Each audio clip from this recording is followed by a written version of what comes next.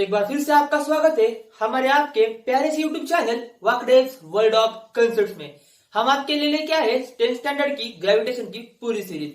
आज हम देखने जा रहे हैं ग्रेविटेशन का 6th पार्ट। अब तक हमने ग्रेविटेशन के बारे में काफी जानकारी इकट्ठी कर ली है, तो आज हम पढ़ने जा रहे हैं free fall, potential energy of gravitation and escape velocity. ये तीनों कंसेप्ट और यह आपका ग्रेविटेशन का आखिरी लेक्चर होने जा रहा है। आई होप आप इस लेक्चर को एंजॉय करेंगे। तो चलो देखते हैं फ्री फॉल क्या होता है। इसके नाम से ही पता चल रहा है कि ये ऐसा फॉल है। फॉल का मतलब क्या है? गिरना। अगर हम किसी ऑब्जेक्ट को छोड़ते हैं, मान लीजिए मैंने इधर से इस मार्कर को छोड़ दिया, तो ये जो एयर है वो उस मार्कर पे फोर्स लगाएगी और ग्रेविटेशनल फोर्स नीचे खींचेगी। एयर का फोर्स कमजोर होने के कारण मार्कर नीचे गिर जाता है। फ्री फॉल हम उस फॉल को कहते हैं जब कोई ऑब्जेक्ट सिर्फ और सिर्फ ग्रेविटी के फोर्स में गिरता है। मतलब क्या? इसकी डेफिनेशन क्या है? Whenever the object moves under the influence of gravity alone it is called as free fall. तो फ्री फॉल इसकी डेफिनेशन हमने देख ली। बॉयंसी फोर्स क्या है? बॉयंसी फोर्स पानी भी लगा सकता है, हवा भी लगा सकती है। यानी जब हम मार्कर को छोड़ते हैं, जितनी फोर्स एयर लगाती है उसे हम बॉयंसी फोर्स कहते हैं या बुओयंट फोर्स कहते हैं। तो जिस वक्त बुओयंट फोर्स अब्सेंस होगी उस वक्त फ्री फॉल हो सकता है। सेम फोर्स पानी भी लगाता है। जब हम पानी में किसी पत्थर को डालते हैं तो पानी भी उसे ऊपर की तरफ पुश करता है, उसे हम बुओयंट फोर्स कहते हैं। ये तीन काइनेमेटिकल इक्वेशंस है जिसका इंट्रोडक्शन आई होप आपको 9th में बहुत ही बेहतरीन तरीके से हुआ है। क्या आपने इस पे बहुत सारे न्यूमेरिकल्स किए हैं। तो इस फ्री फॉल में जब हम इसे ऑब्जेक्ट को छोड़ रहे हैं तो एक कंडीशन होती है। क्या होती है वो? कि उसकी इनिशियल वेलोसिटी 0 होनी चाहिए। यानी जब मैं छोड़ू तो मुझे इसे फेंकना नहीं है, मुझे जस्ट इसे छोड़ना है। 0 इनिशियल वेलोसिटी। यू का मतलब क्या होता है? यू का मतलब होता है इनिशियल वेलोसिटी। इनिशियल वेलोसिटी तो जब ये 0 होगी, इसमें भी ये 0 होगी और इसमें भी ये 0 होगी, तो हमारा इक्वेशन क्या बनेगा? हमारा इक्वेशन बनेगा v is equal to at। और दूसरा इक्वेशन क्या बनेगा? s is equal to half at square. और तीसरा इक्वेशन बनेगा v square is equal to 2as। u को 0 मानेंगे तो ये तीन इक्वेशन आ जाएंगे। और इसमें हमारा एक्सेलरेशन क्या है? अगर हम नीचे गिर रहे हैं तो ग्रेविटेशनल फोर्स हमें नीचे खींच रहा है और हमने देखा है एक्सेलरेशन ड्यू टू ग्रेविटी को g कहते हैं। पिछला लेक्चर आपने देखा होगा, ऐसा मुझे विश्वास है। तो यहाँ हम एक को अगर g से रिप्लेस करते हैं तो हमें इस फॉर्मूले को यूज करना आ जाता है। तो आप देखते हैं पोटेंशियल एनर्जी क्या है। तो पोटेंशियल एनर्जी एक कंसेप्ट है जो आपके डेली लाइफ में हर तरफ यूज होता है। यानी कि लोग कहते हैं कि यार इस बच्चे में बहुत पोटेंशियल है, मगर उस पोटेंशियल का मतलब क्या है हमें समझ में नहीं आता। हम कहते हैं स्प्रिंग में पोटेंशियल है, जो डैम में पानी होता है उसमें पोटेंशियल है, लेकिन इस पोटेंशियल का फिर मतलब क्या है? तो पोटेंशियल का मतलब होता है energy stored in an object because of its state और पोजीशन और हाइट। आपकी किताब में दिया है potential energy is the energy stored in an object due to its state. State का मतलब वहां पे स्टेट्स ऑफ मैटर तो है, लेकिन स्टेट का मतलब है कितने हाइट पे है, किस जगह पे, पोजीशन को वो रिलेट करता है। तो देखते हैं पोटेंशियल एनर्जी की डेफिनेशन तो हमने देख ली। ये दो फॉर्मूला है जो आपकी किताब में दिए हुए हैं और जनरली यही दो फॉर्मूले आपको बाद में तक यूज इतने ही फॉर्मूले होंगे। तो एमजीएच एक फॉर्मूला है जो हम बचपन से देखते आ रहे हैं। एमजीएच हम पोटेंशियल को कहते हैं। अगर मैं मान लेता हूं कि हम अगर धरती पे खड़े हैं और हम धरती पे पोटेंशियल 0 अज्यूम करते हैं, पोटेंशियल एक रिलेटिव कंसेप्ट है, ये बात आपको याद रखनी होगी।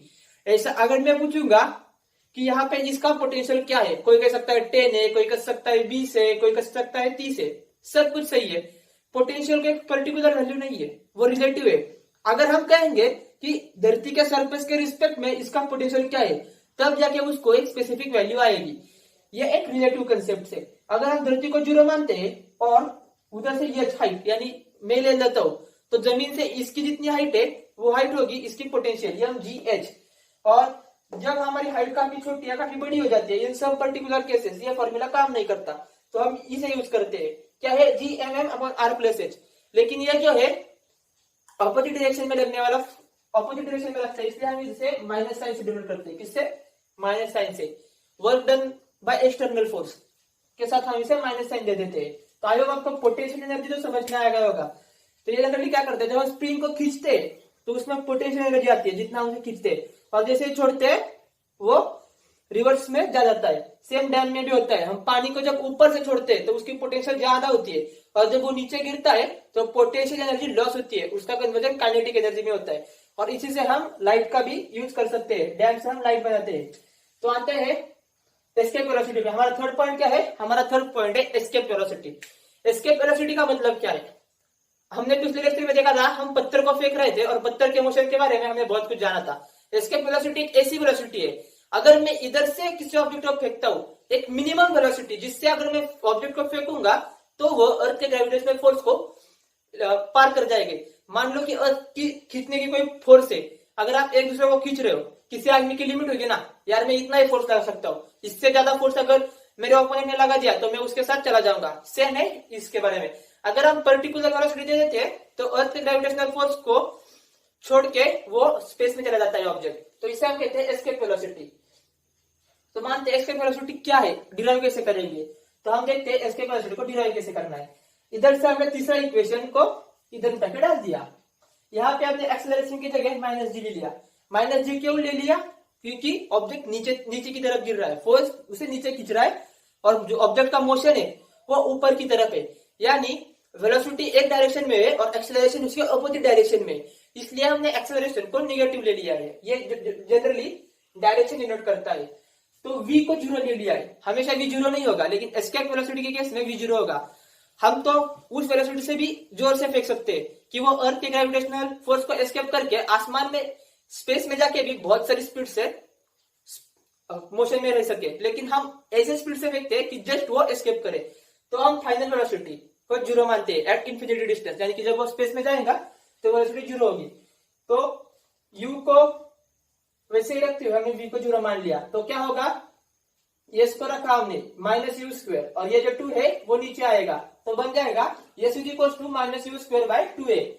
तो हम देखते हैं, अगर हमने यम मास का ऑब्जेक्ट ले लिया, कोई तो मास हमें फेंकना है, तो हमने मास को यम ले लिया, तो यम मास को अगर हम फेंकते हैं तो इनिशियल एनर्जी, ये एनर्जी हमने ली है सरफेस पे, कहां पे, सरफेस पे, और ये ली है एट इनफाइनाइट डिस्टेंस पे, मतलब स्पेस में।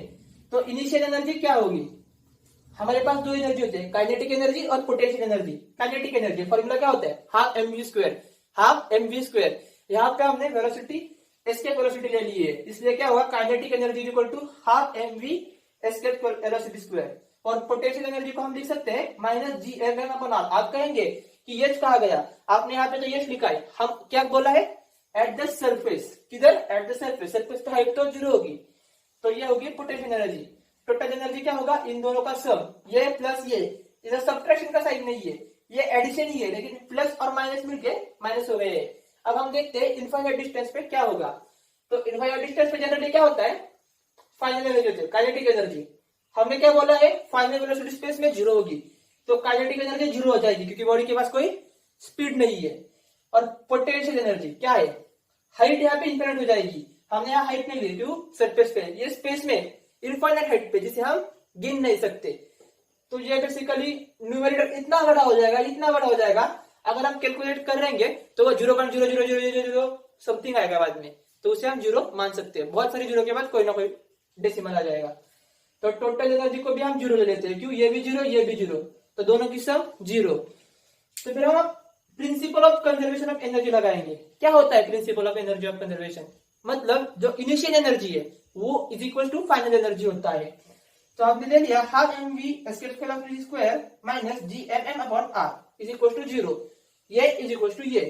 तो देखते हैं, हमने इधर से इधर लिखा है, तो इस क्वांटिटी को हम 0 के इस साइड ले लिए, तो माइनस का प्लस हो गया, तो यम से यम कटा, देख लो यम से यम कटा, और ये जो 2 है वो ऊपर आया, तो क्या हुआ, 2gm upon R escape velocity का स्क्वायर। तो एस्केप वेलोसिटी क्या हुई, एस्केप वेलोसिटी हुई under root 2gm upon R, root के अंदर डाल दिया।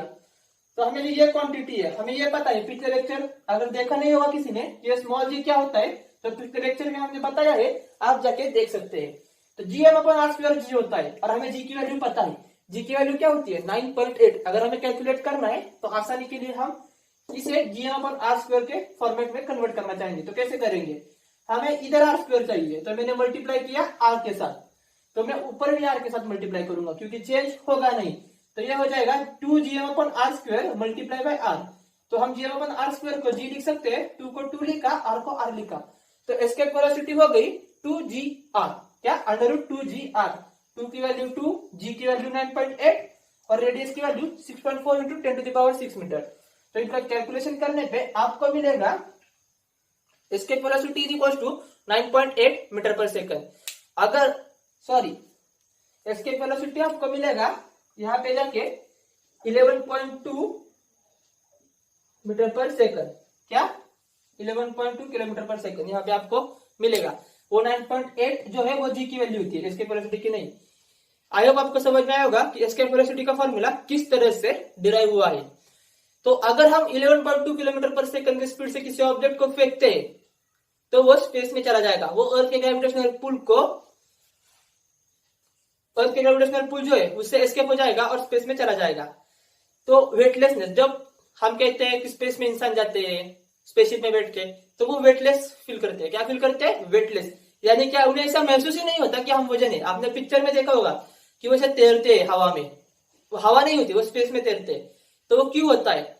क्या वो इस हाइट की वजह से होता है कि आर प्लस ये जो पोटेंशियल एनर्जी में है वो बहुत बड़ी होने के कारण? नहीं, क्योंकि वो फ्री फॉल में होते हैं। उसका आंसर कहाँ पे है? फ्री फॉल में। वो इंसान फ्री फॉल में होता है, उसमें सिर्फ और सिर्फ ग्रेविटेशनल फोर्स एक्ट कर रहा होता है और वो लगभग जीरो के पास में होता है। इसलिए वो ऐसा अज्यूम करता है कि उस पर कोई फोर्स नहीं लग रहा है। और इसी पे बेस आपको सवाल आता है कि अगर हमने एक m1 मास ले लिया जो बहुत भारी है और एक छोटा m ले लिया जिसका मास एकदम छोटा है, अगर हमने एक टॉवर से दोनों को छोड़ा तो कौन सा ऑब्जेक्ट जल्दी नीचे गिरेगा? अगर हम बात कर रहे हैं रियल सिचुएशन में, यानी अगर हमने एयर को कंसीडर किया तो भारी ऑब्जेक्ट जल्दी नीचे गिरेगा। क्यों? क्योंकि एयर का फोर्स दोनों पे लगेगा, लेकिन एयर का फोर्स इतना शक्तिशाली नहीं है कि बड़े ऑब्जेक्ट को ऊपर उठा सके। इसलिए छोटा ऑब्जेक्ट धीरे धीरे जाएगा।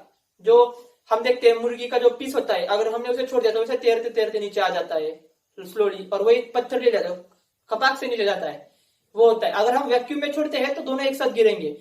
आपको यकीन नहीं होगा, लेकिन अगर हम वैक्यूम में कोई भी दो ऑब्जेक्ट को नीचे छोड़ते हैं तो दोनों एट अ स्पेसिफिक पॉइंट नीचे गिरते हैं। और इसी के साथ हमारा ग्रेविटेशन लेसन है वो समाप्त होता है। आपको इससे निगेटिव अगर कोई प्रॉब्लम हो, कोई भी क्वेश्चन हो या कोई प्रॉब्लम का सोल्यूशन चाहिए, जिस तरह न्यूमेरिकल्स अगर आपको नहीं जम रहे तो आप कमेंट में बता सकते हैं, उस पर एक अलग से वीडियो करेंगे अगर आपकी इच्छा हो, आपकी ख्वाहिश हो तो। और आपको इसमें कोई डाउट है और आपको लग रहा है कि कोई पॉइंट जो हमसे मिस हो गया तो प्लीज कमेंट में बताइएगा। और आपको हमारी टीचिंग पसंद है और आप हमसे और ज्यादा पढ़ना चाहते हो तो हमारे वीडियो को लाइक कीजिए, जितना हो सके उतना शेयर कीजिए, और हाँ, हमारे इस प्यारे से चैनल को सब्सक्राइब करना ना भूलिए। और हाँ, उस बेल आइकन को बजाना भी ना भूलिए, ताकि आगे आने वाले जितने भी वीडियो आएंगे उनकी नोटिफिकेशन आपको टाइम पे मिलती रहेंगी। स्टे ट्यून्ड विद वाकडेज world of concepts, learning today, leading tomorrow. Thank you.